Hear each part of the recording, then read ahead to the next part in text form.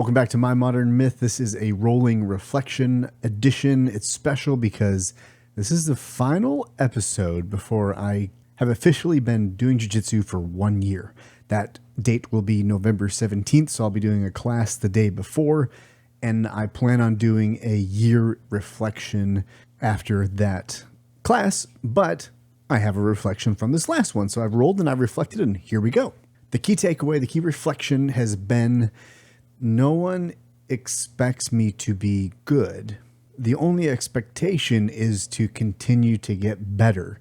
And there's an idea that I had, or people have, that in this amount of time, whatever the timeline is, that you're supposed to be great, you're supposed to be good, you're supposed to not struggle anymore. Well, jiu-jitsu is one of those things that you're constantly running up against things because there's so many small, nuanced things, variations to the same situation that can lead you to being exposed to something else after you master this one element of it. So it's continually going to challenge you regardless of your rank. That's what I'm understanding from other people's perspectives. Obviously mine is one of struggle because it's been a year and I'm a 2-stripe white belt. So that permission, that realization is something I come back to, not as an excuse to not try or to say, well, I'm not supposed to be good, so it's fine that I'm not. No, I still have drive. I still have goals. I still have desire to be better than I am right now. And I think that's very good. I think we all have to have that element of dissatisfaction with where we are. So we are continually propelled forward. We get too complacent. We don't want to go forward. So we should always have that tension. But the reflection is that dose has to be titrated to the correct dosage. Too much expectation and you can disqualify yourself from continuing to try because you feel like you're so far behind that you'll never get to where you are because of that lack of skill that you've built. You should have 3 times as much skill as you do now, and it's never going to happen for you. So you quit. That's one end. Or the other end is too laissez-faire. There's no urgency. So eventually you don't care about getting better. You just want it to hurt less. You want your endurance to increase. But if you're not willing to go the extra 5 seconds, the extra 1 roll, it's going to be hard to develop those things. So you just kind of get yourself bored or injured, or you stop finding reasons to come back because there's no challenge, because you're not challenging yourself. And that's one way that we talk ourselves out of doing something. Those are 2 ways that we talk ourselves out of doing something. But when you can accept the fact that no one expects you to be good, it's 1 year of jiu-jitsu, you're a white belt. No one is out there going, man, Eric should, be able to compete with the blue belts by now. It's been a year. No one's doing that because it's not realistic. I'm the one that's going to do that to myself. But the other side of that is they do expect you to get better. Maybe your coaches do, because you're here. So why wouldn't you want to get better? And if you're not trying to get better, then what are you doing here? And that would be not something that's projected onto you by a coach, but that would be a reasonable thing for someone to assume. If you come to me and I'm coaching you in My Modern Myth, you're in a class of mine.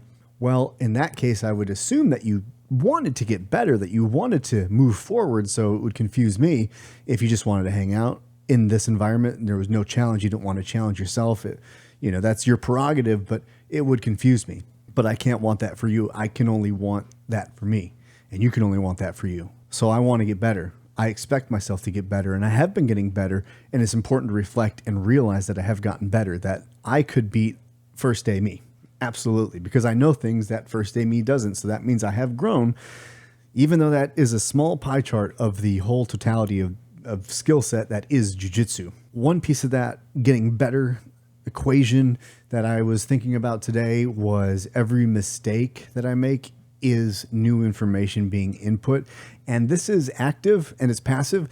There's an active process of thinking about the mistake and, oh, okay, I see, if you do this, then I'm over here and you can sweep me here. There is that process, but the only way to integrate that is to continue to make that mistake and be reminded of it until you feel it.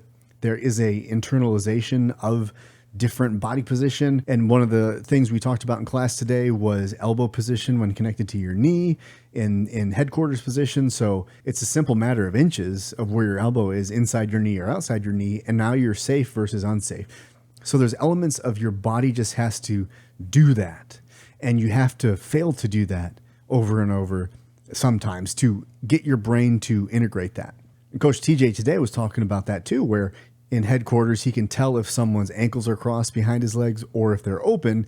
And based on that, he knows what to do. And he said, I wish I could explain it to you, but it's just a feeling. And what he's saying in that moment is he, as a white belt, he's a black belt now, but he probably over time made that realization and his body starts to integrate that information. And so when a situation presents itself, his body knows what to do. And that's what jiu-jitsu is this really intense body on body integration of what to do based on body positioning. It's this kinesthetic awareness, and it's less thought. And as you have to, I should say there's a lot of thought, but the less you have to think, the better you become, because it's just a second nature thing, and you can't get to second nature without that thought. There's a process of integration that comes through mistakes, that comes through listening to quality coaches that tell you what to do. That's helpful, but you have to then go do it. If you just listen, oh yeah, that makes sense, and never do it, your body can't integrate it. It's just an intellect thing. Because when you learn something in slow motion or in dialogue, it's one thing, but when you go put live pressure and you pressure test it, everything changes. And now you have to feel it until your body can make sense of it. So to build those connections, you have to continue to expose yourself to this situation and hopefully in safe environments so that you can start to build those pathways, so you can start to feel those things and make the game become unconscious.